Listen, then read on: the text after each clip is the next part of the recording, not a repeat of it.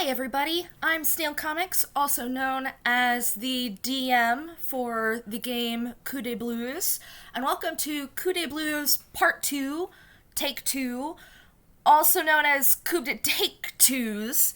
And you may ask yourself, where is my wonderful wife? You may ask yourself, this is not my wonderful house. You may be Kermit. If you are Kermit, I'm sorry, I didn't mean to make fun of you. But what you really may be asking yourself is, why is there a Take Twos part? Why is this video so late? It's been basically a year, Snail. What happened?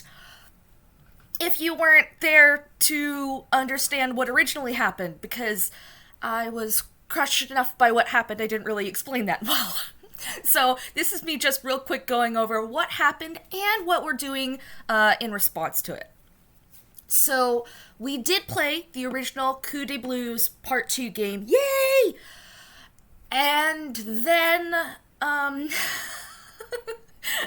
this is kind of hard for me to admit even again, a year later. But then we reached the end of it, and I said I wasn't going to gush in the audio recording that you're about to hear, but I will gush now. It was phenomenal. It was really well done. All the players really worked together, and part of the reason that making Coup de Blues was so important to me was because I really wanted to emphasize, just because something is gone or someone is dead doesn't mean that their impact doesn't matter, or even that their impact doesn't last beyond them.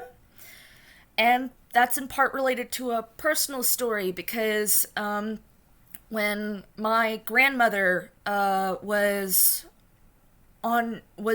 getting really sick and later would die, we had like one last visit, and our parents encouraged us to go in and talk with her and, like, you know, just tell her stories and so forth.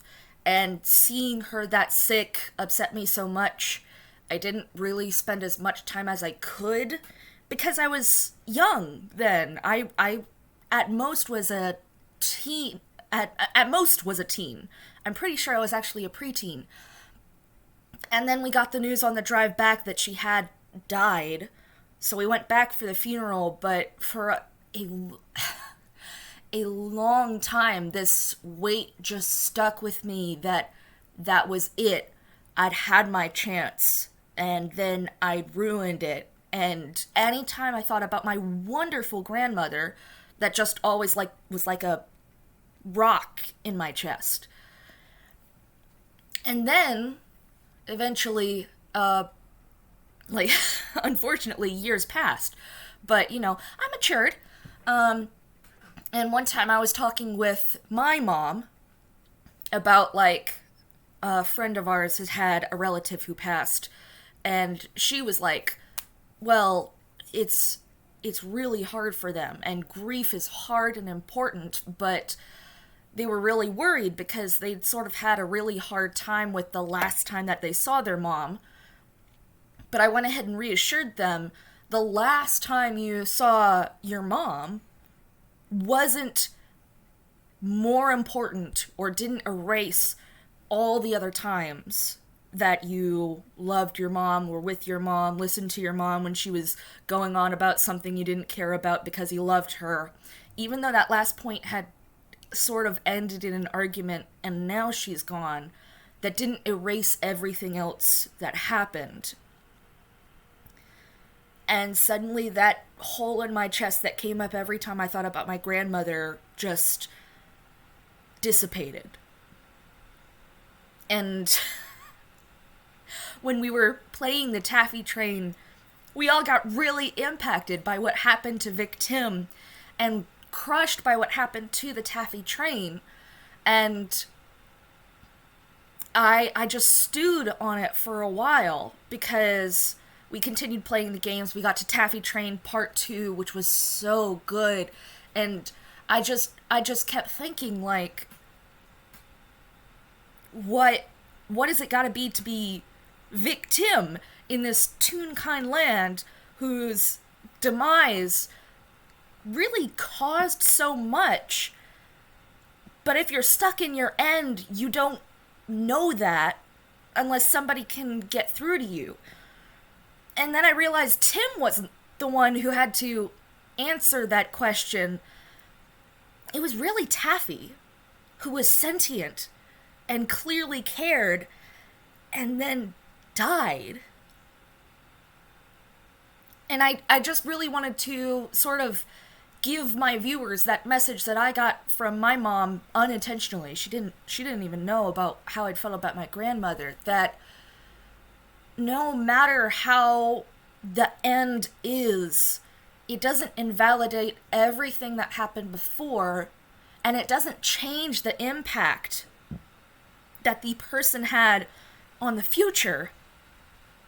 There's always going to be good and bad, and the fact that you can't go back or change the way that the end happened is sad, but that doesn't mean that they don't impact you further on for the good. Anyway, I just rambled a lot before actually getting to the point. Meet me, Snail Comics. That's who I am. So we had this great, amazing, impactful game, and then I went to OBS, and I clicked stop recording, and it said starting recording, and I was like, no. That was supposed to be rolling. And we figured out that at the midpoint, which was actually not the midpoint, at the break, which was like an hour into like a 3-hour game at least, it might have been 4. Instead of hitting pause, I'd hit stop recording, and then I never turned the recording back on. So we had about an hour of content of this amazing game, and we tried to record it, and it fallen out beneath our feet.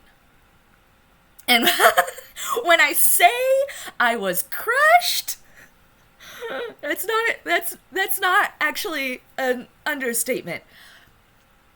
And then I am, to this day, I know it's a year later, to this day I'm still floored by this. I said I lost the recording. It's gone.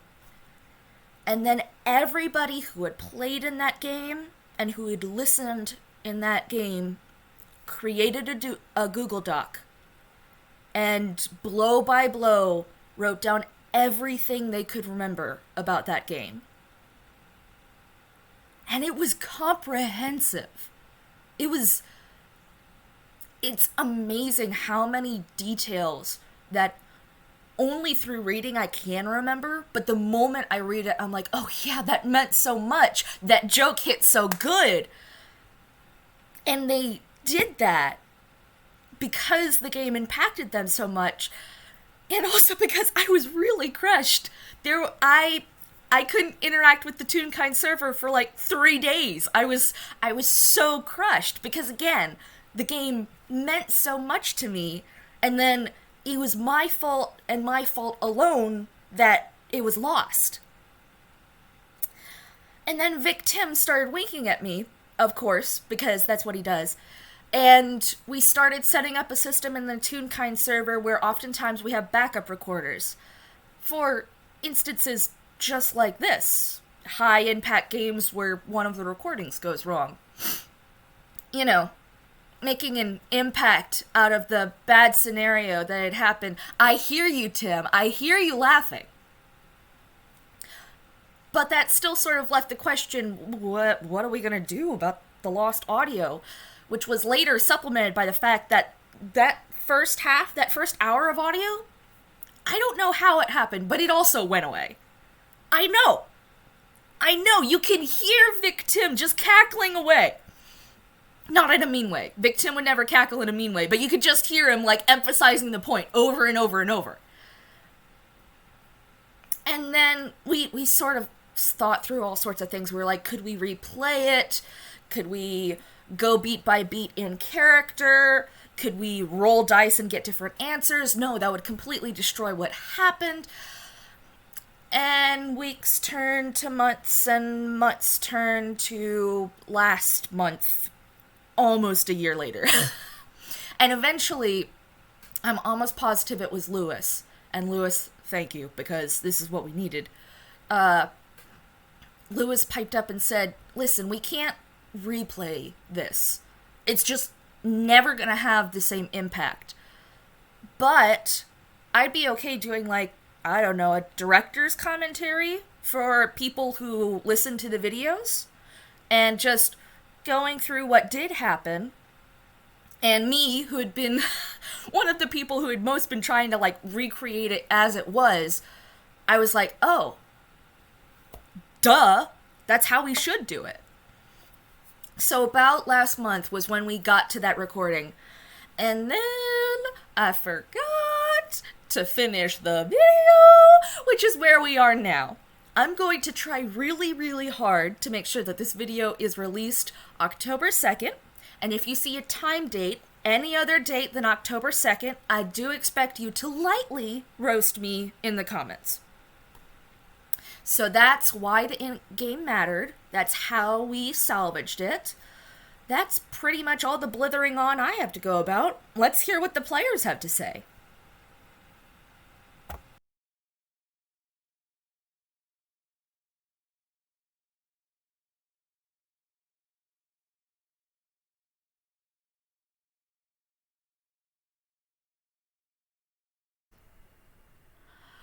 Alrighty, everybody, welcome back to Coup De Blues Take 2, Part 2. No, Part 2, Take 2. I've already messed up. Nothing can go wrong at this point, which, because I've already messed up, it's already like a director's commentary, so, like, that was on purpose, y'all. It's fine. Yeah, it's fine. Everything's good. So, It's Part of the legacy. we're just Exactly. just really quick to make sure that everybody in our live audience understands, because I didn't quite have time to record what will be in front of this for our VOD watchers. We're going to be going over the document that covers the game of the second part of Coup De Blues. I've already linked it in 2 places for you guys, and for y'all watching in the future, it'll be in the description. And we're basically just going to be doing like a director's commentary of like what happened, because we realized we really couldn't exactly capture the feeling of what it was without just admitting, here's what it was, we're not going to replay it. But we wanted to make sure there was something audio related, because it didn't seem fair to everybody who was listening through the first game to get nothing audio for the second game. Yeah. It was so unrepeatably brilliant. That's the problem. It was like actually probably one of the most emotionally impacting games of D&D I have ever played. But I think, you know, just to put my oar in before we actually get started, because I always have to do that shit, I think it kind of really emphasized for me like how transient and ephemeral D&D usually is. We've got so used to recording them and having them for posterity. And I've played so many games which have just been like around a table with a bunch of guys, which were also amazing and disappeared. So like this is a kind of Aesop's Fable reminder of what this genre is usually like, I think, for me, anyway. And in the recording that will happen before this, I'll have already gone over how amazing everything was that we were able to catch even this. So I'm not gonna gush. I'm not. I might gush. Because you Wait, already it's my gushed, turn. so we Yeah. haven't been able to gush. Also, Our sorry if I wonderful DM. sound like a comic impersonation of someone with a cold, because right now, holy shit, you guys, I am the cartoon character with the ice pack on their head, so sorry about that. Gently pat you. It's we are amazed that you are alive. We ask that you continue to be alive. And we've also given Maud a 30-minute limit of you can only stay for that long. You don't have to go home, but you can't stay here, sort of thing, because we care you. Which If We you care need you. to go sooner than that, then please do, because yeah. we don't want No, you to no. die. Half an hour should be fine, and on the basis of that, I'm gonna shut the fuck up now because we got stuff to do. I was actually gonna turn I was actually going to turn the mic over to you. Just, are there any opening thoughts you want to go over since everybody else is going to get a little more time to talk about stuff? I want to make sure that you get your fair shake. No, I already done it. I mean, seriously, this game was unrepeatably brilliant, and Snail was a wonderful DM, and you were all fantastic to play with. It was like the stars aligned, the gods of the dice were with us, and it was a blessed event. And of course, Miss Fortune had to just go and screw us over at the end, because that's what she's like. I'm pretty sure that Vic is the one that did that and then started laughing at me. Like, that's the most mischievous he ever has been, but I'm pretty sure it was him.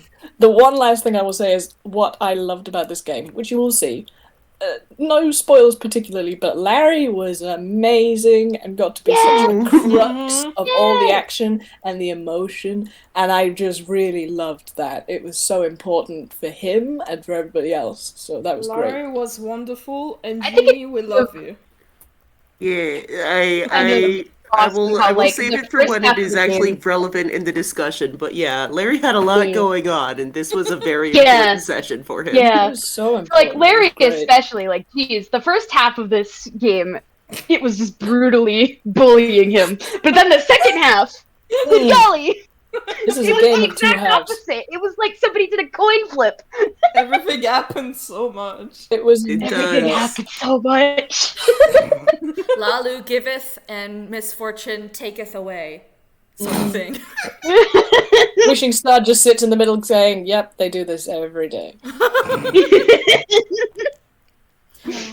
All right, so once again, you guys who are listening in the future will get access to the exact same document we're all looking at, so we don't have to be completely detailed. We don't have to say every word, but if you want, we can just sort of go over things with a loose brush and talk about what made us have the honey nut filios, you know?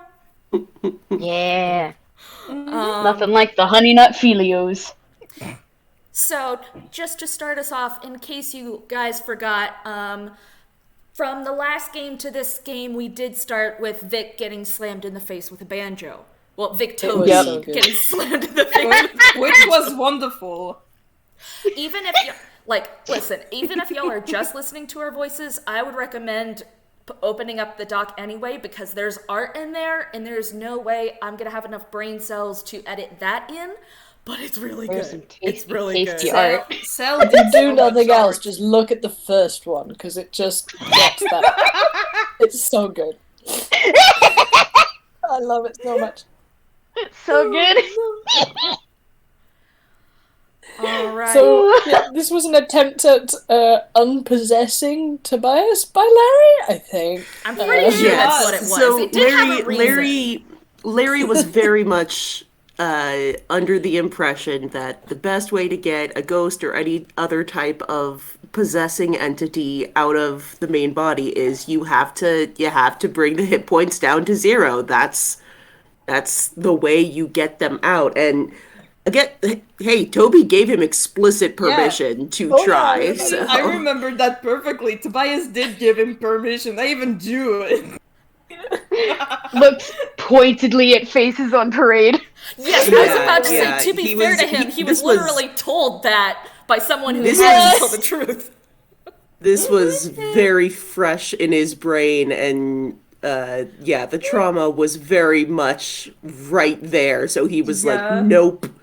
We're just gonna boing. This, however, brings Vic to the forefront, and he tries to sneak away. Okay, we have to go over the in joke though, because it's really good. The in joke. So, Angie, Prim, and Larry are now trying to find the missing Vic, and Angie says, "All right, there's a joke that we used to play. I got this. I'll be able to get him." And what did he say? Here, Vicky, Vicky, Vicky, Vicky. Here, Vicky, And yes, that was completely spontaneous, and it's the best thing I've ever done, and I can't capture that energy. But yeah, he just is like, this will definitely get my previous partner to come out. I'm a completely serious adult. I will never get like that will never get old for me. Oh, I'm so proud of myself. But yes, and then, in order to resist this, Vic had to roll a wisdom saving roll. What happened with that, Snail? He rolled a nat 1. He rolled a natural 1. Really funny. It was just like the 2 bits in a haircut. It was, oh man. Just perfect. Oh no. Alright. Oh yeah, and Bits in Larry was haircut, helping except by it's making Vic. chick noises on the banjo. That was funny. Like gun cocking noises with the bench. With his banjo, just It's like like the fingers against the frets of the string. it's like good cop, bad cop, dog cop. Oh, God. Also a cab. Yeah. Absolute puppy. Alright. After that, Vic does manage to ghost phase through the closed door, and Larry then bashes that door down. Yeah. Which means that Vic Toby didn't really get much of an advantage. But he did go to, what was it called? It was the bubble car. It was like the pool car. Yeah. Yeah, it was The one the with pool, the water. it was the bathhouse. And Vic Toby jumped in the pool and tried to blend in with the blue of the water, but then he got a bad roll, so he took a dramatic gasp of air and then started trying to swim away. The worst thing ever. Oh, yeah, and he keeps, like, popping up above the surface but then diving back down, and the engineer was, like, trying to talk to them, and so I was, like, having to wait every time they went under, so he was like, please, stop running away! I'm pretty sure that Vic Toby was like, every single time he popped up, it was funny. Absolutely. I'm not even sure they earned NG at this point. Yeah. Hey, it was a perfect place for him to get away from Larry. Like, Larry could not hold him in there. To be fair. And then Prim jumped Prim. after Vic Toby and tried to tempt Tobias with, hey, if you start running away, I'll give you a kiss. And it didn't work. In fact, Tobias is a simp. Unfortunately, Vic is too strong. Vic wants this boy to live! Which means that in response, Prim casts Hold Person, which paralyzes someone. Which means that Vic Toby sinks like a stone. Yep. It was absolutely no brain cell hours for Prim. I have to say, like, Hold Person has such a history with Taffy Train for me, because Shows can cast that on Engineer when he was in the exploding engine. I was like, are you sure about that? Is that really what you want to do? And then Prim did it here to try and make him hold still so she could grab him, and then he just started drowning. Good job, Prim. Good job. Nobody's surprised. Nobody is surprised. Fortunately, Engineer is the person with the running gag of going Neum, so he did that and is actually capable of swimming. So I think between Prim and the Engineer, they managed to float the now rather phone bias looking Tobias. So We don't talk about phone bias here. I felt it was appropriate. Oh god, I think that's actually the first ever time that Tobias is called Engineer Dad.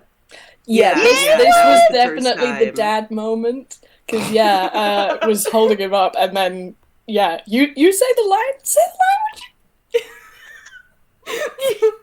Angie asked if Tobias was alright, and then to be answered with, yeah, I'm alright, thanks, Dad. And I then think I immediately basically- started sweating and tried going back underwater. Yep. I started glowing. Like, engineer started glowing, but I was just like, my son. It was very good. And then cue Prim, who screamed at the top of her lungs, "You're his dad!" Vic, please take the wheel. I would die for all of you, but Prim, I love you so much. Prim And then is Tobias just begging the best Vic of to us. please take the wheel. I just make a peace sign and gesture to my puppy with 6 in wisdom. I love it. I love it. We love her. All right. God. So here's the part where Vic comes back up and is saying peck everywhere, and we finally realize that Vic and Toby aren't actually sharing memories currently when they switch, because Vic is completely confused how he was moved out of the pool and everybody's in a different position and how what Everything is different. Yeah, baby. and we managed to negotiate, reach a peace between everybody that Larry won't hit Vic yet. Yeah. As long as they can try 3 attempts of other methods.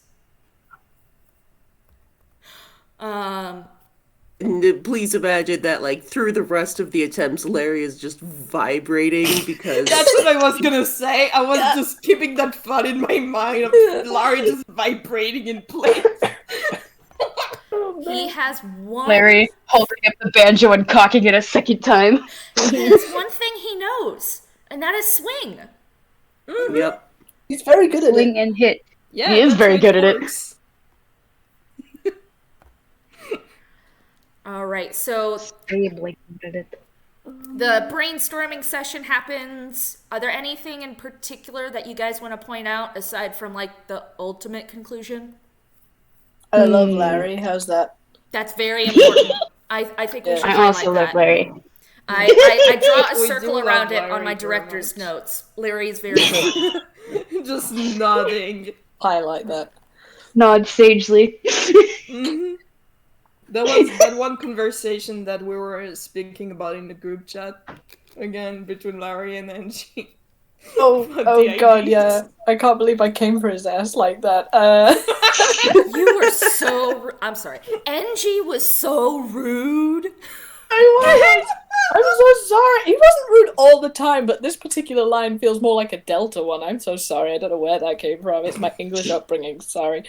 Do you want to lead in with your line, engineer, Larry? And the engineer cut buses by Delta. Yeah. It's, I never like any of my ideas. If it works, I'll like it. God. Which, to be honest, if you've ever been to Glasgow, my god, those people are savage, and I love it. They are just everything is a one shot. Very His good. ass. Anyway, I apologize retrospectively because Larry was having a hard time, but also so was the engineer. So they were both in a state in different ways. Everyone Pretty was much having a time. And then Prim everyone was just in here, a state. being puppy. Prim was so important being just there being puppy. It was very, very helpful having soft Yeah. pink Labrador just being friend. Well, I say We Labrador, definitely just a poodle. needed that. Yeah, it's about the balance. And we'll You get can to have the why angst and the dramatic moments, but you also gotta have the no brain cells comic relief sometimes. and we'll get to why it's like thematically appropriate for Prim to be there. Don't worry. But in the meta sense, puppy. Yeah, Puppy. agreed. There is nothing else to say. All right. I think the rough gist of what happens during the brainstorming session is Endry wonders if they could just wait out the possession. Larry notes that wouldn't fix anything because the train keeps coming back. And Prim suggests that ghosts stick around from unfinished business, So they're trying to see if they can clear up Vic's unfinished business and wonder if that'll fix the train. Yeah.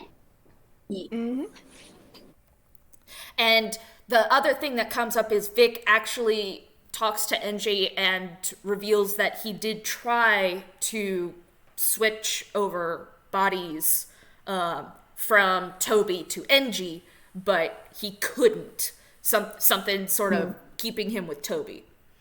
I seem to remember it sounding a lot like. Yeah,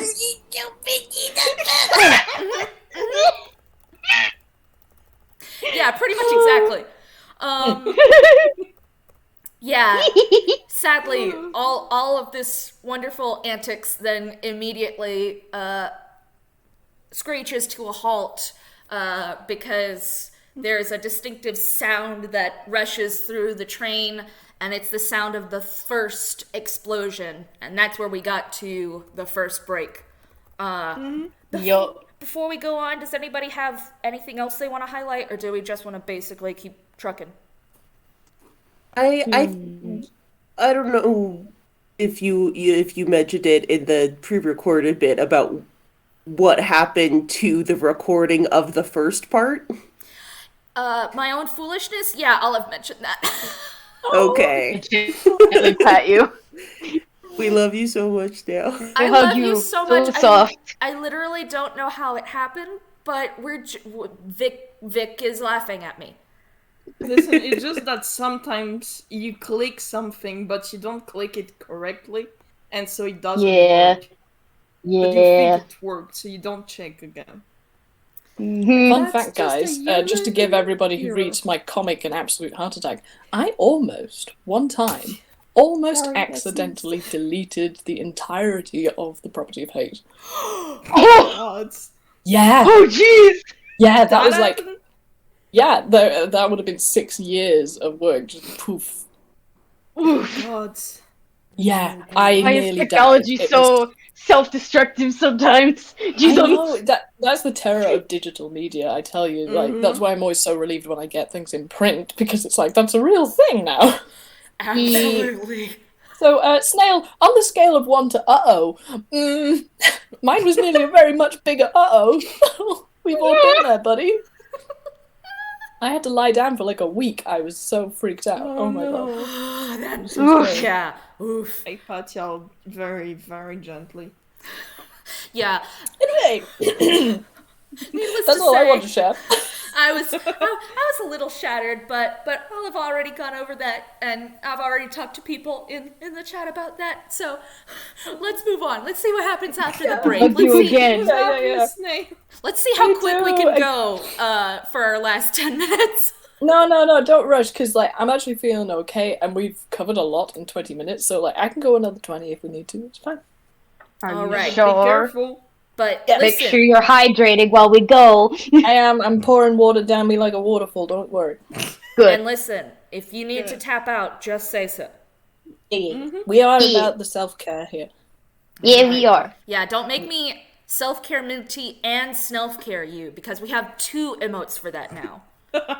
We do. People listening to this will be very confused on YouTube, but it's... Anyway, shall we? Don't you worry about it. All right, NG, what happens to you when you hear that first explosion? Yeah, so to be more specific, this was a repeat of the explosion of the taffy train, and y'all might remember that the engineer didn't do so good during that. So he had to make a whiz save, and he rolled a natural 1, so he didn't succeed and had a panic attack. And he just went completely grey instantly, like concrete grey, and just went all shaky and basically fell over.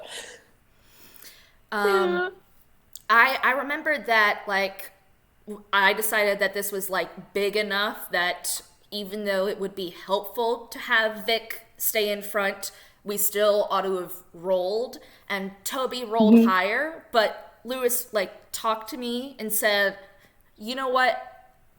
Toby would actually give it up when he realizes Vic's the one who knows better. Well, Which like, is important in a second. the thought that I had at this moment was that Yeah, Tobias still sees Angie as like a big idol thing, even if he got better at seeing Angie like a person. But it's still hard, and he knows that Angie and Vic know each other for super long. And Tobias panicked, so he said, "No, you do it because I think you will do way better than me." So Tobias is a good boy. he's such a good boy. He So is good. such a good Yeah, boy. so good. Everyone Thank appreciate this boy right now. Tiny round of applause. Thank you. All right. So the way that Vic gets through to Engie is he does fall back on the way that they used to interact. Vic is known for being all bouncy and friendly, but he's also had his own fair share of panic attacks, as occasionally has the engineer. So they sort of like do a breathing exercise together. And Prim is hugging the engineer real good, which helps ground him. And it's Prim is being like physical anchor hug thing. Yeah. Animal therapy.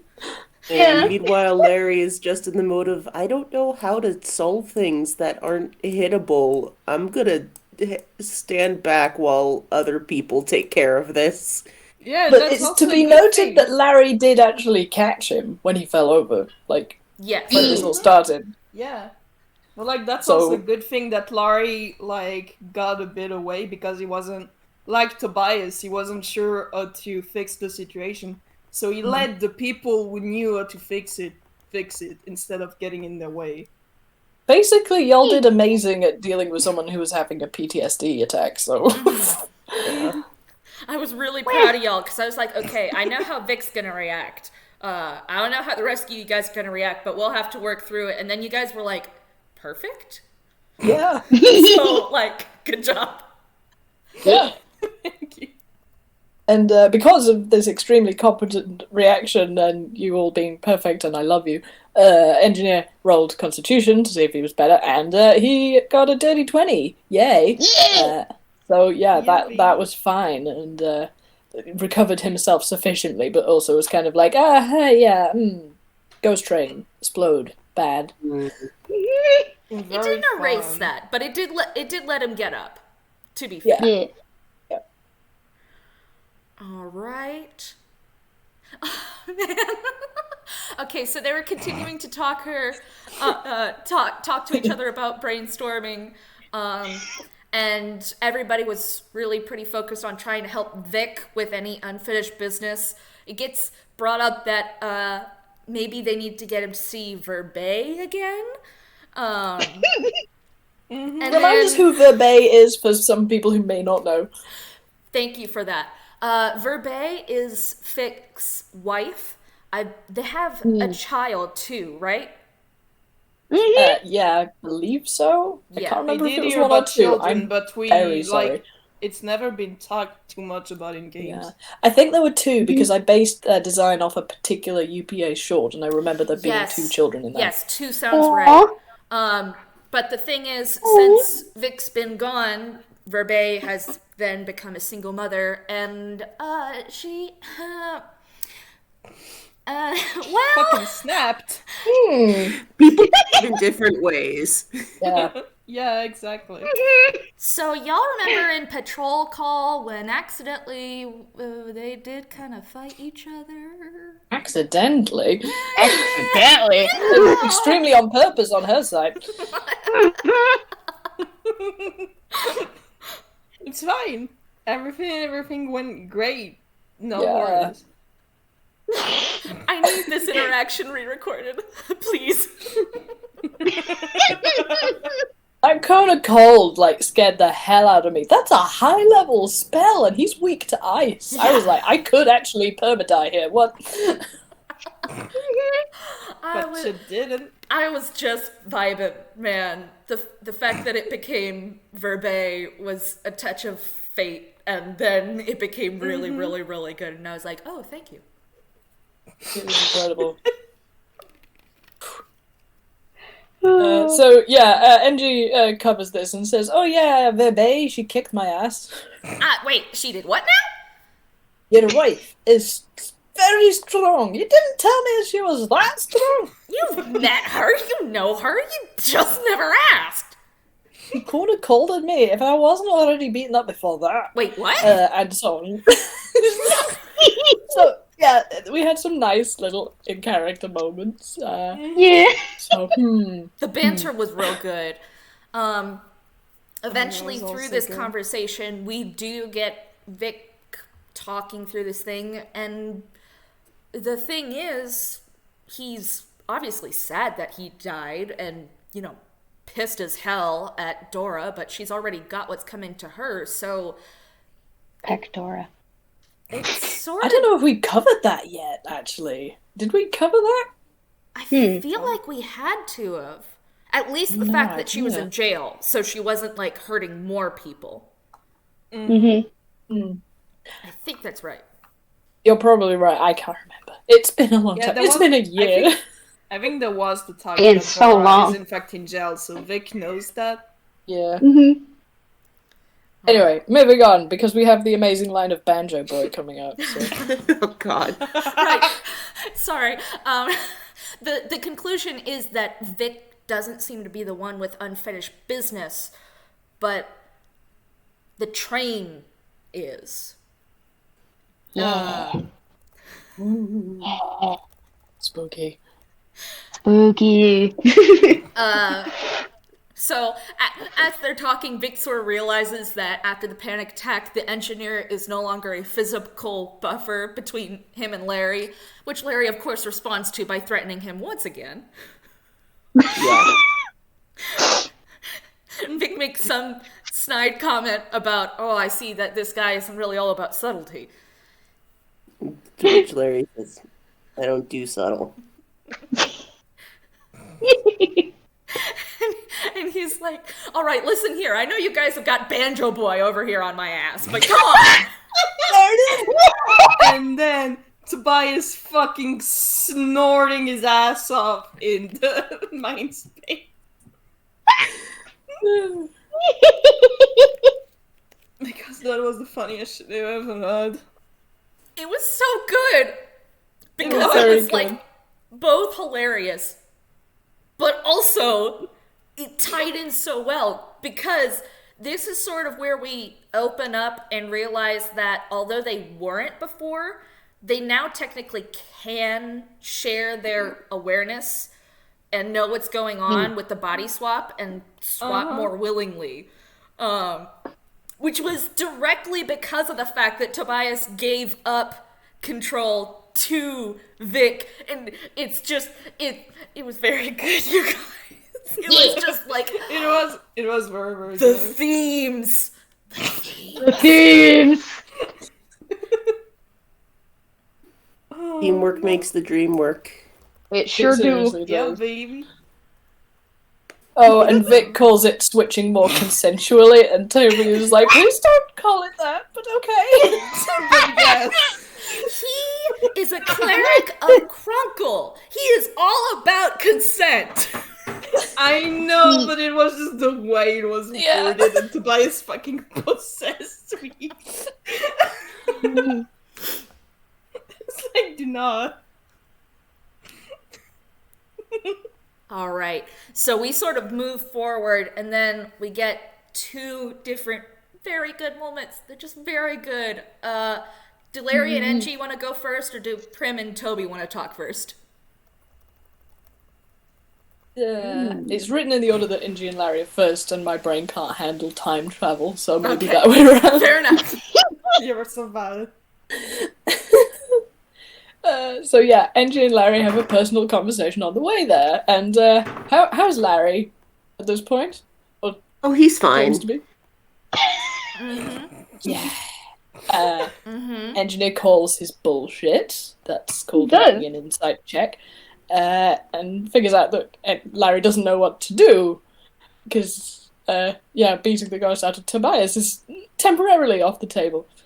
And Engineer is also kind of like, I don't know how we're going to stop this train. I don't really know what's going on. And it is possible that physical violence might be a benefit when we get to the engine. So that was... Here's a thing that, like, it didn't explicitly come up during the recording, but was very much something that was going on. Was this was pretty much the first big interaction that Larry and the engineer had after subway robbery, where they got into an argument and things didn't really resolve, and it was a lot of the engineer trying to get Larry to open up about his feelings and Larry really not feeling comfortable about it. And at one point, the engineer accused Larry of being jealous of Tobias, and I remember that. That while Larry was not explicitly jealous of Tobias, he later, like, after the game, realized he is jealous of, like, everyone for being able to process their feelings and connect to each other socially. And he was just feeling a lot of that in this, of just, like, not knowing how to process this stressful situation outside of hitting things, not knowing how to properly comfort the engineer in a panic attack, and just a lot of things. Which ironically he did, actually. He did that really did, well. But, you know, just, a lot of him not feeling like he could be a good friend or a real help in these more, sensitive matters, and he's not good enough with his words to actually say that. So he was just like, I'm okay. And likewise, like, the engineer is trying to figure out what's going on with him and be supportive, but also he's new to all that. He was kind of a jackass for like 40 years, and now he's like trying to be a better person but hasn't had any lessons in how to do that.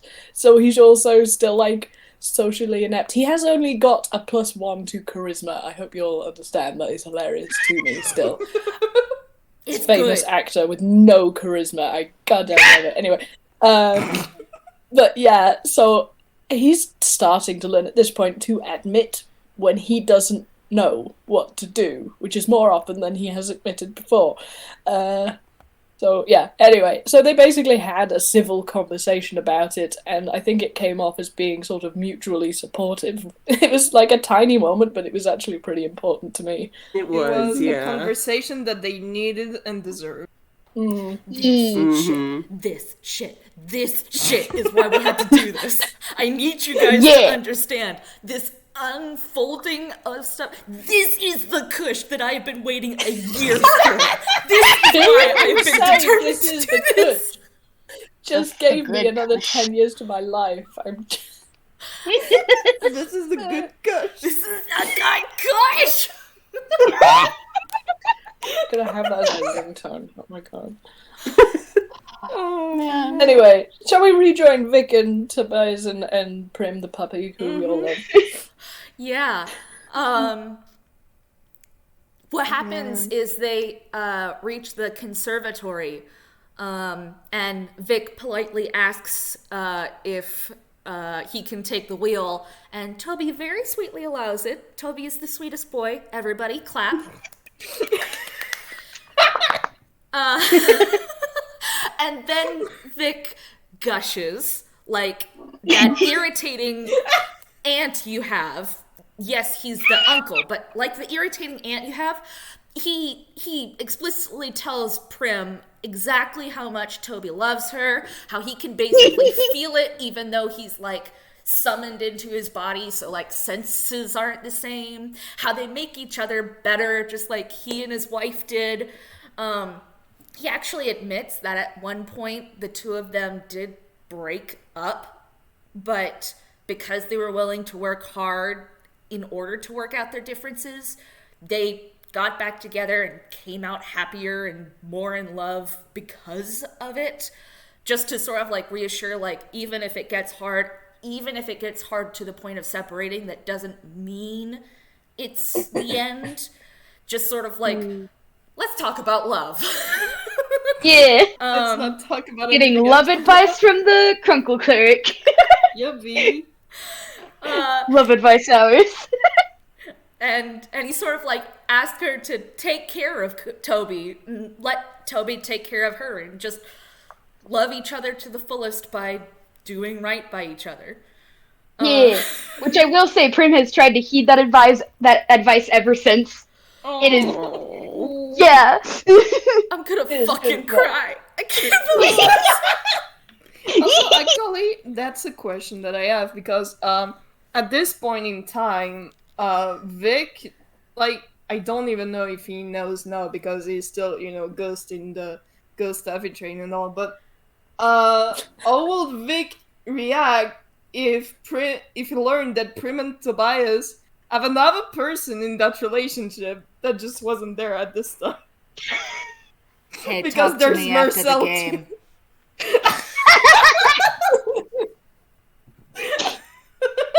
The one thing I will say straight up, just so that nobody gets the wrong idea, he is under Crunkle. Crunkle fully supports healthy poly relationships. He is not going to be flipping out in a bad way. I just want to make that completely clear, even as I'm trying to be coy. Crunkle supports every single type of relationship that is not toxic. Yeah. And we love him for it. Yippee. Also, for those who don't know, Crunkle is Crab Uncle, the love Crab god Uncle. in our world, who is literally a giant crab who wears sunshades and a Hawaiian shirt. You're welcome. And I And made gives him, you and love I'm very advice. proud of myself. So good. I love Crunkle. Maud, thank am you so so much for glad. actually, like, remembering the stuff that I forget are not necessarily universal. Yeah. It's okay. Like, we all talk about Lalu and Miss F and all of this stuff like every day. It's kind of like they are my pantheon now. I just drive with Crunkle these did in fact appear in an FPS, so people. Yeah, but it's a lot to Isn't- expect everyone to listen It is to all a that. lot. Yeah, they're It is a following lot one to expect, storyline. but what I'm saying is Crunkle is in fact also out there and not confined to the server anymore. Yeah. Oh, vital note, while this heartfelt conversation tails off, Engineer the Troll Dad is whistling to hide the conversation, but it's actually the love song from Calamity Dame. So, Bastard dad. Bully. yeah. Gosh. Tobias is dying inside, literally. I'm it doesn't say in the document, but I'm pretty sure Prim absolutely did not notice. Oh, no. Which is extremely in character. Listen, if Prim noticed, it would have been written down. The fact that it's not written down means the assumption is Prim didn't notice. Yeah. We all know that is. Oh wait, something I just remembered. This whole time, Prim has been trying to get Toby to drink a health potion. Oh, Yeah, during the whole conversation. Yeah. After taking a banjo to the face. Terry has been discouraging of it because, hey, if the other plans don't work, it's good to have him at low hit points so he doesn't have to beat him up too much. Listen, Prim is a simple puppy, and she is fussing over boyfriend. I will die for Primrose. So they do drink the potion, but it takes like 4 swigs to finally recover enough. Because Glorp's potion can vary in how much it heals, and sadly, this one was a low heal with 5 uses. Yup. Yeah. It's fine, it was still 12 HP. It's fine. It's all It's good. fine. Oh my god, I then think we you get guys to this forgot to, part. like, mix it before you drank it. Oh, you yeah, gotta tilt it up and down. Oh, this part. Oh my god. Okay, so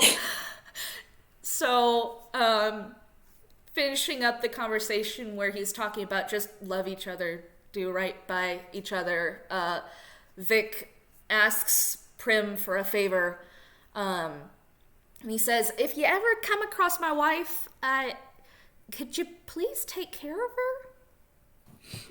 her? And then Prim is just immediately like, "Oh yeah, of course, I can do that." Vic sort of giggles and he's like, "You're a real sweetheart. I can tell why he loves you." Yeah. And then Tobias with the power of a child yelling at their parent for showing their baby pictures, yell at Vic. It's very good. Meanwhile, Prim is just all tail wags. Oh. It's just happy. All right, so we finally get to the conservatory, and the thing about the conservatory is that's where Vic was hanging out when he originally technically died, although his outline was moved. And Vic sort of like pokes and prods at a plant that has like one solid chomp on it, which is very clearly Snailian shaped. If you'll remember, she did get one chomp. I do One remember chomp that. of plant. One jump in, and that was Vic's introduction. Yeah. It was the perfect opportunity. I was already gonna have him step out from behind a bush, and I was like, "Yeah, okay, yep, this is happening." I need you guys to know, I literally didn't remember that when I mentioned the plant that Snailian chewed on. I was just doing it as like a piece of set dressing. That's even more perfect. Holy fuck. Yeah. Yeah, that's what I mean. This game tied so many knots. Oh, it's not knots, bows, and undid knots. It was very Many good. bows. Game was sentient, knew what needed to happen. Yeah. Sure fucking did, huh? Yeah. It's almost as if something possessed you so that we could get closure on it. Oh man, we're gonna talk about closure in a hot second. Yeah, baby. Oh man. So yeah, at this point, they've been talking with Vic enough to realize that he's sort of been blocking out how he died. He's been confused, but his mind is still trapped in believing that he was still, before filming, he doesn't remember the part with Dora and what happened after. And he asks the engineer to please explain what the heck happened in this heartbreaking moment, because he's asking the engineer to explain how he died. Yeah. Oh, this was rough. I remember nearly crying doing this bit. Oh, And then Larry. Yeah. Yeah.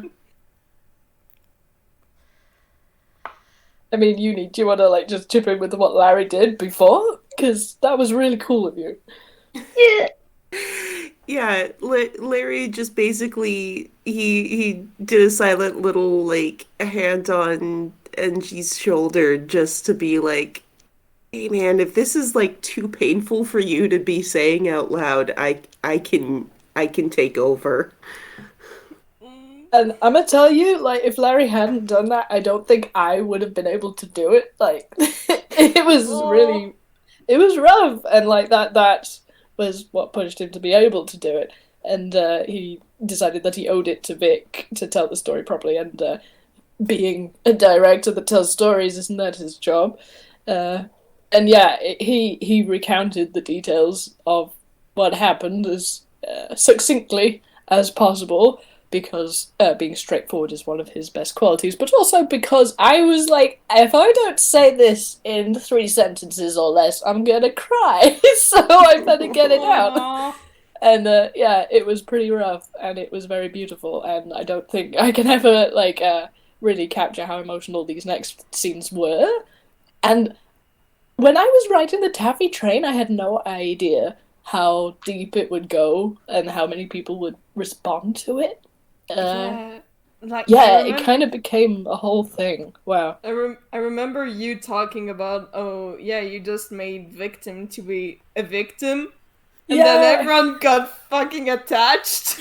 Yeah, and Everyone. it's totally understandable. Everyone. And I Really say this as me. the number one victim stan who literally created a game so that we could get closure on it. Yeah, and you deserved it. Like, We all like this funky blue UPA, and look at him, Yeah, funky little blue guy. funky little blue guy. All right. anyway, at the end he said something like, "You weren't putting the vase, you were putting a cocktail stirrer, and you know, there was one lass that liked her drink." And Vic does initially try to like laugh it off, like, come on, Angie, but it's really clear from the details that are all around. This isn't an Angie gag. He was expecting a bunch of other people. He got this set of people. The taffy train visibly looks different with the fact that it's not taffy colors, but is whites and blues. He heard the explosion that happened that made everybody panic, which never would have happened on the actual taffy train unless something went wrong. And he then sort of just accepted it. Like it was rough, but he didn't deny it as much as somebody else might, just because he knows that Angie wouldn't kind of pull that kind of prank. That would be really poor taste. Wow. No. Yeah. So yeah, this is where the explanation came out. I knew it was further on because we haven't actually got around to it. And he explains that she used dip, the one thing that can permanently destroy a tune like instantly. It's awful. And Vic audibly gasps like that's sick. And he does ask why. And Angie explains frankly she's a bitch. Yep. Yeah, she's a racist hoe. Mm-hmm. She's a ghost and a lich. Right, she's a ghost and a lich. And I want to be really clear. Vic does say, I'm a pacifist, but I am glad you did. I'm glad you got her. And I'm also specifically glad that you got her and beat her up for me. That was also a mixed bag of feelings for me. You know, the reunion game where they actually fought Dora and beat her on the bridge and everything. Because I was expecting someone else to like land the final blow. Because it's always a bit weird when you're running the game and your character beats the bad guy. I was like, that's a bit annoying. But also, in retrospect, if it had been any one of the others, the consequences of that might have not been so good, like emotionally. Whereas this hard-bitten, grizzled old guy who had nearly been, destroyed in any number of ways by this woman, it probably, definitely should have been the one to stab her with a very big sword. So, Poetic justice. it was poetic justice. I was very proud of the Ghostbusters thing at the end. It was super good. It was super good. Yes. In case you Extremely good. In case you guys somehow haven't realized, this is the gushing director's cut. There is no other version. Just to be clear. Of course not. What's the point of listening to a director's cut if you don't have gushing? Yeah, this is Twin Kind Andy. We do what we want. We're not professionals. I think that actually should be emphasized. Like, we've been doing this for, 2.5 years now, and none of us are getting paid. We're just doing this for giggles. It's like, We're just it's amazing. telling stories, man. Yeah. Exactly. We're telling stories and having a good funky time. That said, Maud has a Patreon, Uni has a Ko-fi, we can be paid if you guys want to. You just do the little gesture with the two fingers touching each other like, money please. Yeah. Sponsored by Glob's Emporium. Oh man. Okay. I will figure out a way to put all of you guys' links in the description. Actually. Don't worry about it. Anyway, come on, let's go. Yeah. Okay.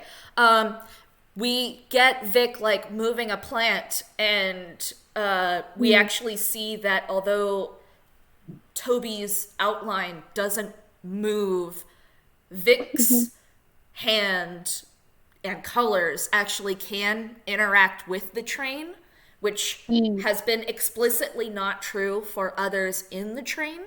And Angie is the one who actually like realizes this because Vic was just sort of doing it subconsciously, like just pushing things around. Yes, and he kisses Victorby's, because that's the hybrid's name, cheeks twice and says, "I'll love you, you funky little man." And called him many other nice things, but that was the line that apparently had to be immortalized in this Google Doc, so that's and from great. what I see, just Tobias responding in the mindscape, like, you can't tell us that we're little, you're smaller than us. Oh boy. Okay. I'm sorry, guys. Are you ready for me to go off? Yeah, I'm ready. So here we go. Although I might mute for a bit, so I'll be back in a sec. Yeah. I'm listening. Real quick, actually, do you guys want like a 5-minute break? Itty bitty break. Yes, please. I'd love that, I need a break actually, real quick. All right. Let's take a quick 5-minute break.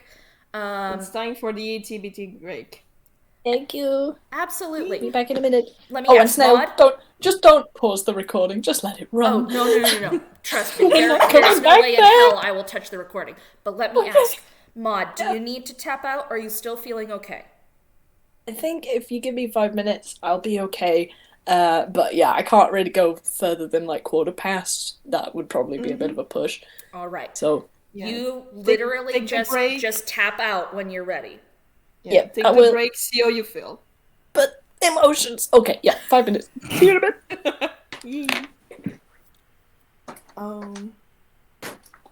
I also just noticed a little funny thing. That is that we were talking about a dip kills a tune permanently, and yet we still have Vic being there, even if it's only in ghost form, but it's still there. Yeah, You still had effects on Dora we too. sort of blew past that rule in the name of closure. Yeah, and also because fuck this, tune rules. Like everything Yeah. can happen. Like, I think that works well, and that's even more so a sort of saying to Dora, you really fucked up your plan. Like you really didn't go like you planned because Vic is still there. Oh man. That's great. This whole game was great. I know. Like, I mean it. I legit was trying to make sure that we got this done, even though it took a year, because I knew that, like, after I sort of got over the losing the recording, listen, there's some part of me that's never gonna get over it, but that part of me is now very, very small and completely survivable, and I learn from it every day. And some other jazz. But I knew, first of all, that the doc was important and absolutely incredible. But I also wanted to make sure that people who are listening with audio also got closure. Even though it did, take a year. It's fine. Listen, it's fine because we're doing this now, and if the recording had gone to plan, we wouldn't have this funny little moment where we're just all vibing together and talking about the game. And like, I'm having fun right now. Yeah, me too. Yeah. Like, that's the main thing, is like we just get to hang out We being love nerdy this. buds doing cool stuff. Exactly. and I have not forgotten the emotions. Like, just reading back through this, I'm like experiencing it again. It's kind of like, yeah, I remember how intense it was, and yeah, we're not going to get that exact audio experience again. But I'm glad like we decided to do it like this, because trying to play it again wouldn't have worked at all. Oh no.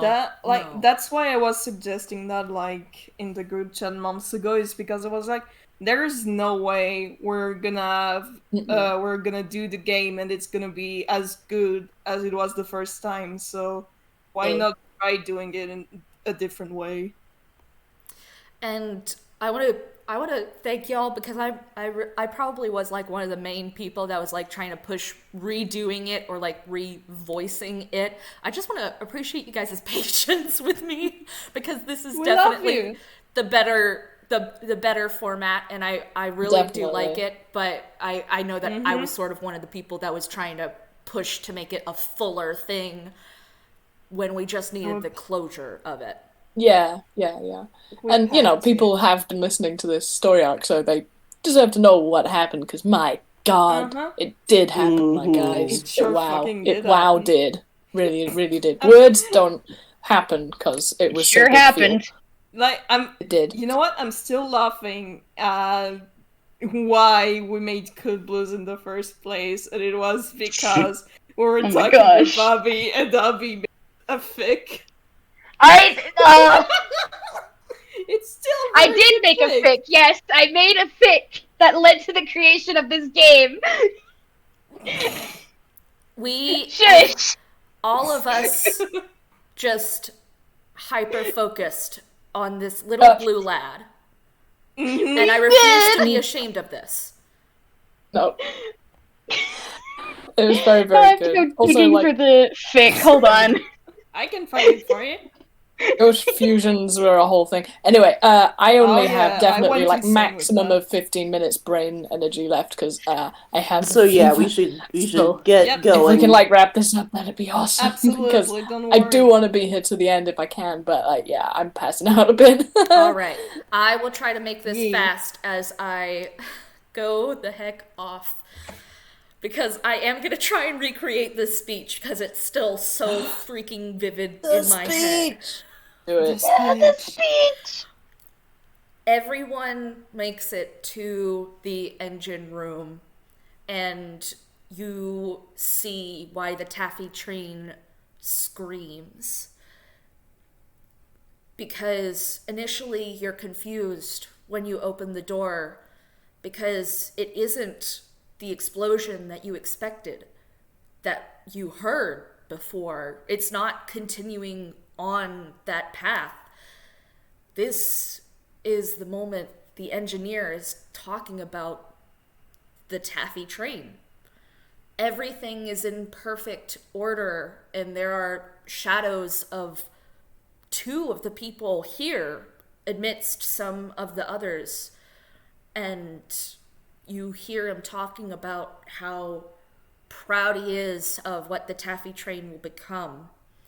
And then there's a sharp cut, and you see the explosion that should have rippled further by now, but instead is at the exact moment of failure. And then it snaps back like a film reel that's gotten degraded, and Engie talks about how getting access to help people is what this train's real purpose is, and it snaps back and you see bubblegum melting through the walls of the taffy train as the engineer of the past tries desperately to fix it, and it snaps again and it snaps again, and it just keeps flickering between the moment of hope of explaining what the taffy train was meant to be and the beginning of the destruction of the hope it was meant to generate.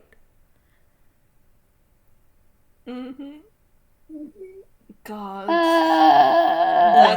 that is such a good bit. Yeah, it makes me die every time. And yeah, that was important to me, you guys. It's so good. It's so good. Like the visual, I can see it. Yeah. I can actually see can. it. I can also see it, and You're that's very just good with those words, pictures, Yeah. things with your You're mouth. so very good. man. Your power still. And we see that Vic gets angry. He's so angry that everything the taffy train could have been, and although I didn't say it at the time, everything these people could have been if they weren't hurt. All of their accomplishments, the taffy train's purpose, everything was ruined by one bitter woman who decided her grievances were more important than anyone else's. He puts his head in his hands in a way that the engineer recognizes he would do when numbers and stress were starting to get to him. And then he looks up at Engie and says, "What do I do?" Well, first, can you give me a hug? That was so perfect! How Everyone did you is- voice? Okay, I gotta get it together. Okay, Oh, because man. this I visual is remember also feeling very this. good. Uh-huh. Because Vic Toby gives the engineer a hug, and Yeah. it is literally Vic Toby. Mm-hmm. When they finally get close to the engineer, there's sort of a split in their midsection, and Vic hugs the engineer from one side, and Toby gets his arm around him on the other side. There's just too much love. There's so much love. They both love him so much. Mm-hmm. They hug him as if that love could soak right into the engineer's feathers if they do it hard enough. Oh, It's man. freaking mutual, my dudes. And the engineer is trying to come up with a solution, and he can't find one. And I, the benevolent DM, remind Maud that Snailian has the brain cell, but Engie doesn't know that. He never saw Ludwig give it to her. But there's someone else present that does remember. Yeah, baby. And Here comes through the all boy. this, Larry has just been sort of holding back. He never really interacted with Vic, and even one like impression of him he had was maybe unnecessarily mean.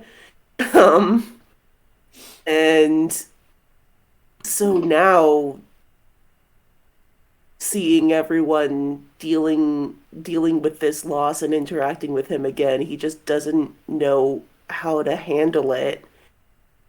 But he is instead able to look at the echoes of himself and the others who were there in the past, and as they were listening to Engineer's monologue back then, and he can see himself back then and how uncomfortable and closed off he was, and as hard as it is for him to connect to people now, he's realizing he has come so incredibly far since then, even if it doesn't always feel that way.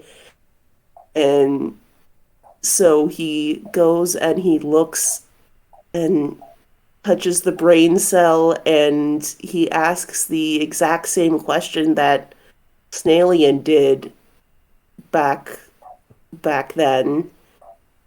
How do we save the train? There are too many emotions for my little heart. Oh, I'm dead. Oh, no. I died then and I'm dying now.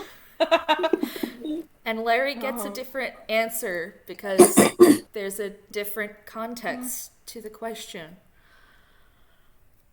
when people go, they oftentimes get reduced to their ends or those they leave behind.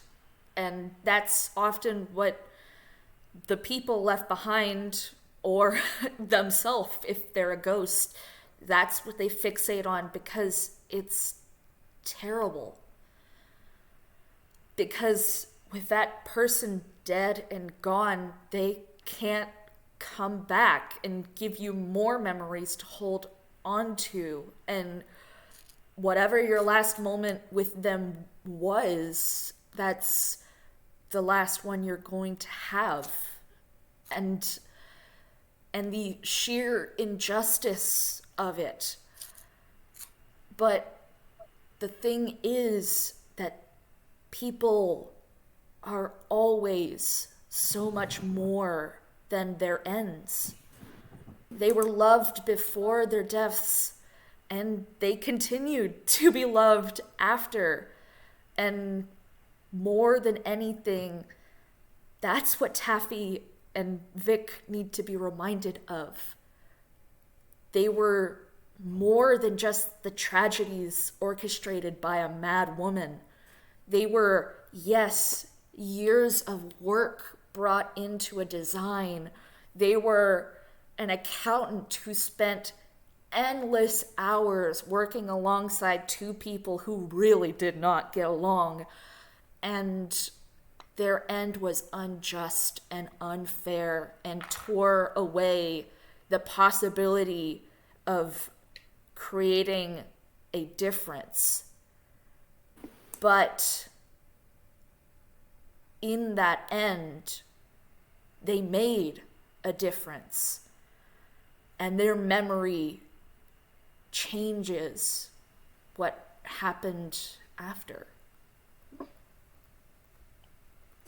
Their people are just more than their endings. So even when the ending is tragic and hard and even impossible to get over, you can't reduce somebody down to their end. And if their end influences the future, is their influence really gone? Man. Taffy. Sorry, one last bit. No, it's not. We're crying because it's good and emotions. It's very good. Yeah. As noted in the doc, like, we literally had to take a break because everyone was crying by this point. Yeah! Crying then and I'm crying now. Wait. I promise I'm just barely holding back tears, but I gotta finish it. We love you. Taffy. It's okay, be strong. Be strong. I hope you're strong for Mother.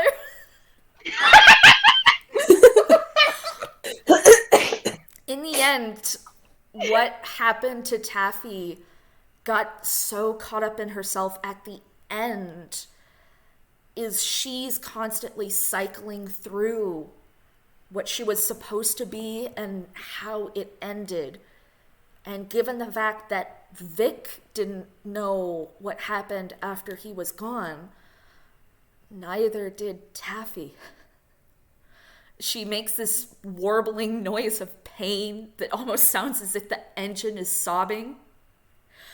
She's in pain and reliving her death over and over and thinking that she has failed.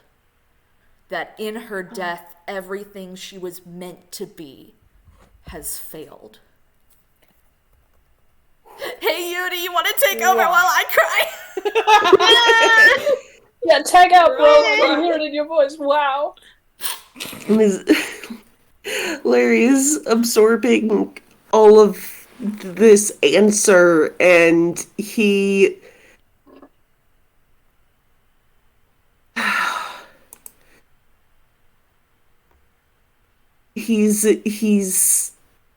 struggling with, this whole time has been him struggling with feelings and struggling with feeling helpless and not knowing how to connect.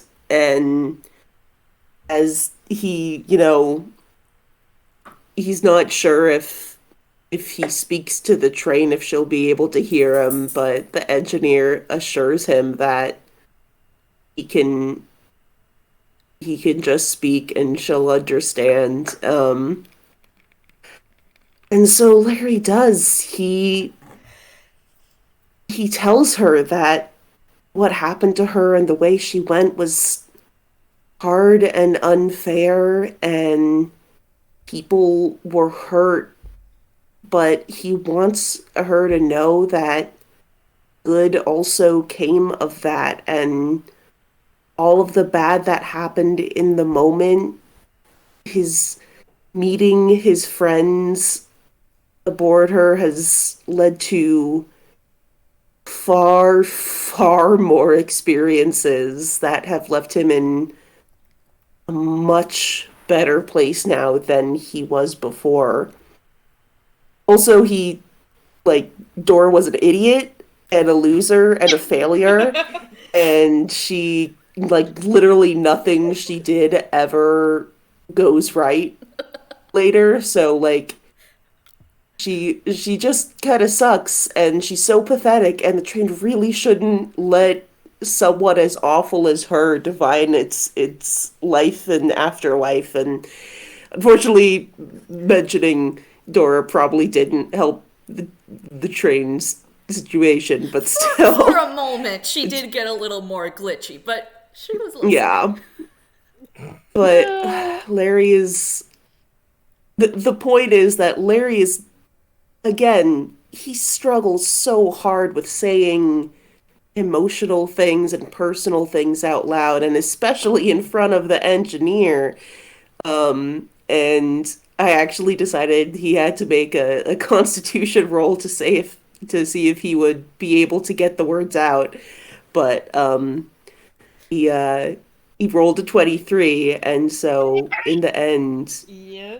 Larry tells Taffy Train that he's glad he was there. I care so much about Larry. Same. I could do a whole hour presentation about how much I love Larry.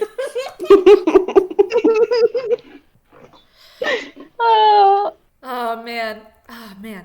So even though there were people who were hurt by the train, the fact that one person came out with so much more than they had before is a relief to Taffy, but she needed more to fully heal. Finding out she helped one person is good, but she had a mission, and she was sentient and built on the concept of helping people and giving Einquil hope, and she wasn't there to do it. And then Toby speaks up. Yeah. Oh god. Tobias did speak up, and once again he literally possessed me when he said all of this, and he's not going to possess me again during this. So I will do my best. But yeah, he was basically explaining that he was an outsider compared to everything that happened on the Taffy train. He wasn't even near the place when all of this happened. But he wanted to explain that even after all these events, what happened still gave people hope. Because he almost gave up on his acting career. But because of the movie that the David Train fam made, which is Lost and Found, and he went to see it, and that made him want to try one last time before completely giving up. So that gave him hope to, try again. And that's how he met all his friends. He met Lucky Jack, he met March, Rode, Primrose, the engineer, Marcel, Larry, and Shortskid and Snellian and Charlie, even if they never talked in game yet. He has 2 partners. He has a dad, maybe a second one later. You're just gonna go after moves right now. Right now, in front of my salad. Don't you worry about it.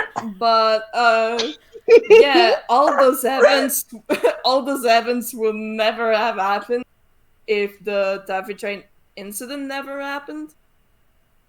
And so yeah, that was completely terrible, and there was at least one person who died during all of this. So yeah, but even if that happened, life went on, and there are so many people who got hope from what happened, and that changed so many people's lives, sometimes for the worse, but for others for the best. And yeah. All right. Maud, let me ask. Do you have fuel in you for 2 more lines, or do you need to tap out? They're important lines. I am going to stay. Okay. After that, I don't think you have to talk anymore. I can go over the rest. Okay, cool. Thanks. The train finally heard the word hope. That's what she was really made to do, even as her actual physical intentions were more clarified, but the purpose she was made for was hope. There's a final roll for dominance within Victobi. Tobias wins, but Vic and Tobias separate at this point as Tobias steps away and Vic stands still. Toby does realize that Vic was shielding him from the ache of the earlier banjo blow. So poor Toby. He immediately starts dying because he's a bard with shitty constitution, and that fucking hurts. Larry's not sorry. He shouldn't be. And Vic finally says, I think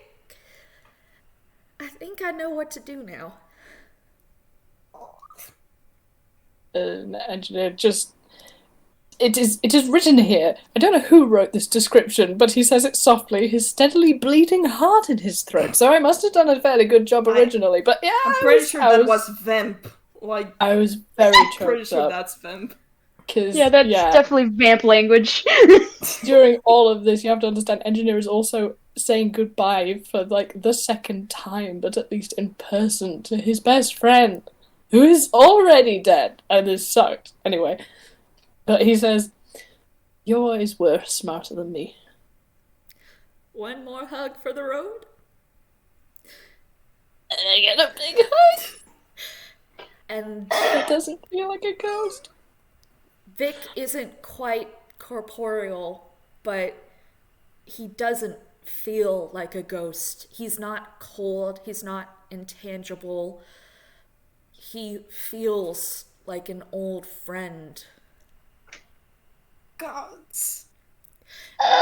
There is a heartfelt talk between the two, with Engineer practically pleading for Vic to come back with him to the studio. Vic fires back how there's a new accountant now. It'd probably be stepping on toes if he did come back, as each accountant has their own way of doing things. Engineer admits that's probably a little bit alright, but he's reluctant to leave his best friend.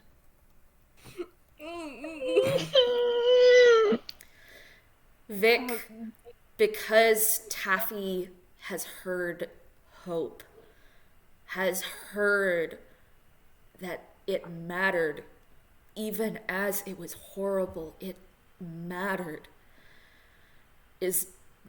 Taffy is now able to stabilize and guide him so that he's the one controlling the train.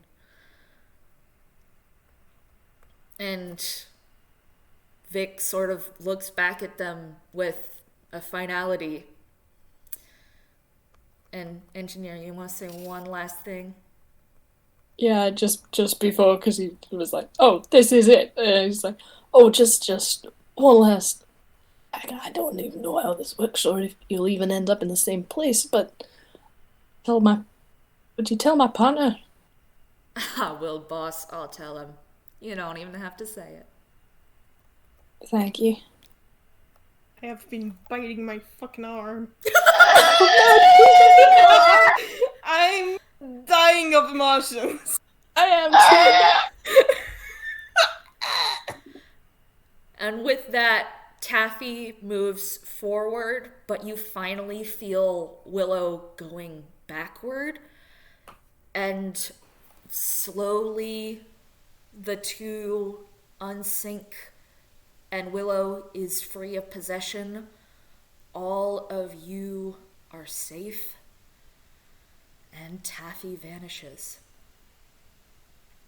Okay, I'm gonna have to go because my fever is breaking again. It's like, oh my god, here. Absolutely. I love you Go guys. rest. This was love amazing. you Thank so you for letting me much, be a part of Thank it. you I so love much, you. Rod. I We love love you You guys so much. wrap it up, but like seriously, this was a legendary, literally legendary game, and I was so proud to be a part of it. Thank you. I'm Okay, so I'm gonna glad go. that we Bye. did this together. Bye now. Bye, Mud. We love Bye, you.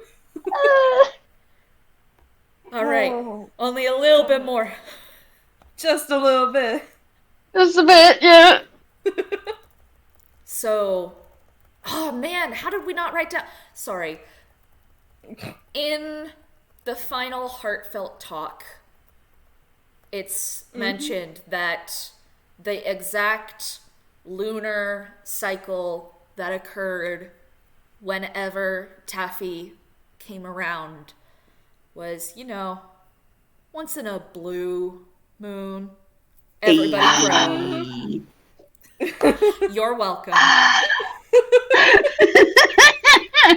And I can't even groan at that because it's so good. and Willow returns to the station. There's a conversation between Snailian and the Brecht Brigade, who are the ones who tracked Taffy down in the first place. Snailian's trying to see if there's a way to predict before a little bit beforehand the moon cycles, and the wait is agonizingly slow for everybody as they wait the next full blue moon, not quite knowing what will happen that day.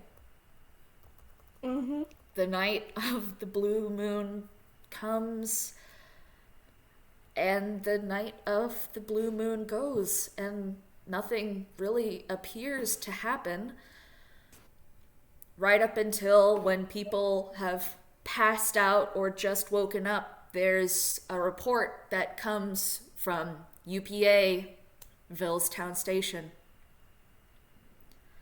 There was a sudden earthquake along a fault that an entire town was resting upon, and there was no real direction outward. There was no warning, and there was no escape route until suddenly up to the train station came a blue and white train on a track that hadn't been used before.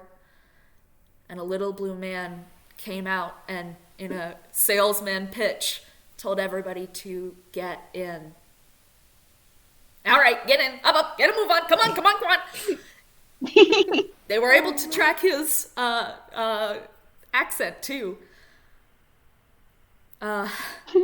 Everyone managed to get in with a little bit of cleric spells helping them. Not much, because they didn't seem to be a powerful cleric, but they got him on the train.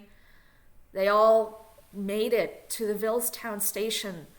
All these people flooded out trying to find out, is there a way to make a police report?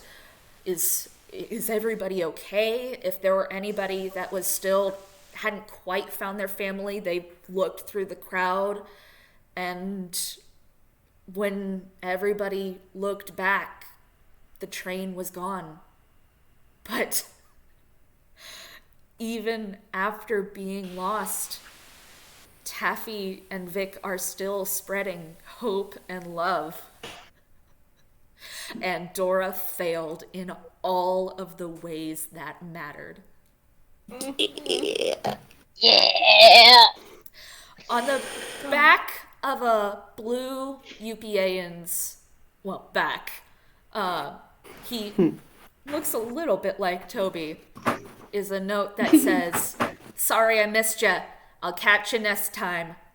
VT." God, I'm crying at this one because of the fact that he didn't get the right UPA because he doesn't know that Tobias changes color. Also, to be fair, Toby wasn't in the earthquake. Yeah, So... exactly, but still, I'm just dying. Oh man, I almost completely forgot. Fuck. This is where we were meant to be introduced to Hope. Mm-hmm. Oh yeah. Hope.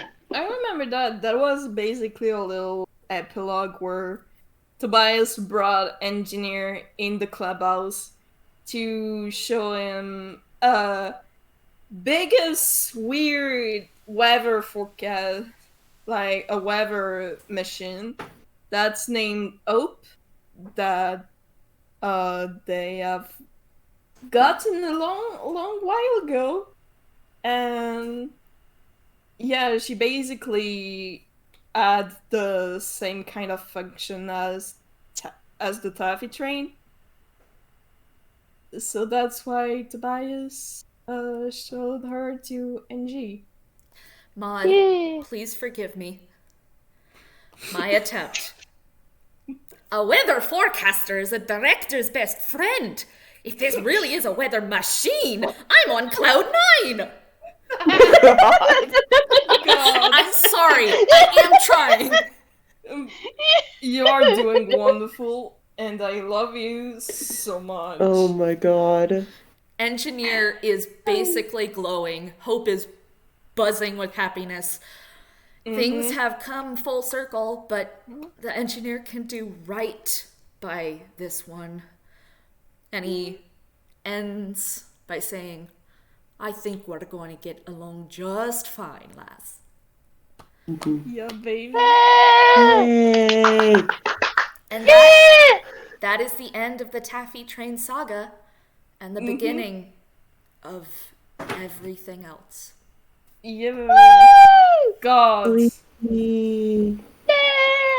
That sure was an adventure. It was. Guys, It we took- did it! It took a year, but we did it. Listen, this game was great, but it was so cursed. Like, It all of was. this shit that happened. The universe did not want this game to happen ever. And unfortunately, we are fueled by spite. We sure are. So the universe can peck off. Exactly. Not Shoreskid. We love Shoreskid. Yeah. Most kids will. All right. Thank you, everybody, for joining us, both now and in the future, and also those of us who are with us at the first game. I know those of us that were with us will say this isn't the exact same as the first game. It never could be. But that's what Vic, Tim, and Taffy were trying to talk about the whole time. In the memory of something, there is an impact. So, Snail, stop focusing on the fact that the recording died. And The irony of the situation. remember that this very thing was what sparked backup recorders. Yeah. Also, Snail, Uh-huh. thank you so much for being such a great DM. And Oh, Yeah. yeah. pictures that are so beautiful. You're so good, And make Snail. us I hear cry. you. Oh man, I'm getting choked up. No, Snail. haven't been I able hug you. I haven't been able to run an adventure for a while just because things have been a little chaotic at my house. And I want to be clear, not in a bad way. My family is fine. It's just scheduling hard. But I love you guys. And you guys remind me why it's important Pieces. to do it anyway. We love you so much. Love you. I love you guys so much. I love y'all. All right, we have to say goodbye or we'll never migrate. Yeah. All right. Okay. Once again, for everybody listening in the future, thank you for listening as well. Bye-bye. Bye. Later, friends.